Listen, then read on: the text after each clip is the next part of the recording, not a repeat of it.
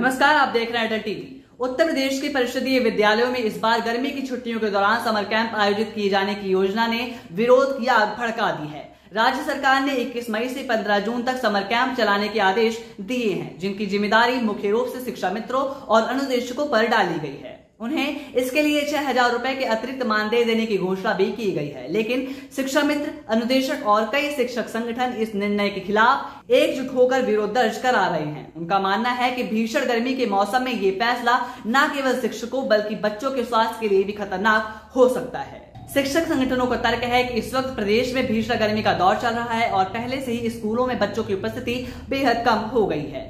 Junior high school शिक्षक संघ के प्रतिनिधि मनोज मौर्य के अनुसार ग्रामीण इलाकों में पहले से ही बिजली की भारी कमी है, जिससे स्कूलों में ना तो पंखे ठीक से चलते हैं और ना ही ठंडक की कोई खास व्यवस्था है।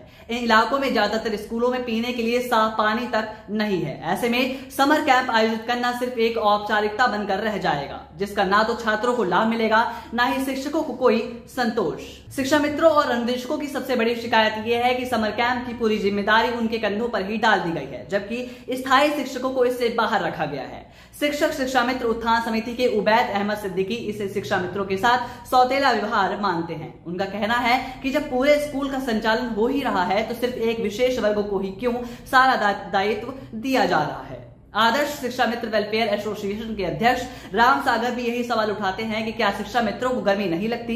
यदि किसी की तबीयत इस दौरान खराब होती है तो इसकी जिम्मेदारी कौन लेगा? कई स्कूलों में अनुदेशक भी उपलब्ध नहीं है, जिससे सारा बोझ शिक्षा मित्रों पर ही आ जाता है। संगठनों का कहना है कि पहले से ही शिक्षा मित्रों की स्थिति संवेदनशील है और अब उन पर अतिरिक्त कार्यभार डालकर सरकार उन्हें मानसिक और शारीरिक रूप से परेशान कर रही है। गर्मी के इस कठिन मौसम में जब सामान्य रूप से स्कूल बंद होते हैं तो ऐसे में समर कैंप आयोजित करना व्यवहारिक नहीं कहा जा सकता। ना तो स्कूलों में पर्याप्त संसाधन है और ना ही वातावरण ऐसा है जिसमें बच्चे और शिक्षक खुद को सहज महसूस कर सकें। ये विरोध अब सिर्फ वक्तव्य तक सीमित नहीं है, बल्कि संगठित रूप ले चुका है। विभिन्न शिक्षक संगठन सरकार से मांग कर रहे हैं कि इस निर्णय को तुरंत रद्द किया जाए। उनका स्पष्ट कहना है कि यदि सरकार बच्चों के लिए गर्मी की छुट्टियों के दौरान रचनात्मक गतिविधियां करवाना चाहती है तो पहले स्कूलों में बुनियादी सुविधाएं सुनिश्चित की जानी चाहिए। बिना बिजली, पानी और अन्य सुविधाओं के समर कैंप का आयोजन महज सिर्फ एक दिखावा बनकर रह जाएगा। इससे बच्चों की सुरक्षा और सेहत दोनों को खतरा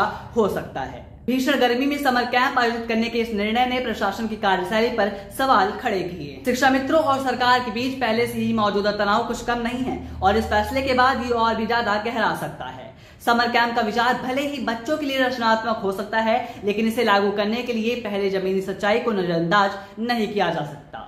अब देखना ये होगा कि सरकार इस विरोध को कैसे संभालती है।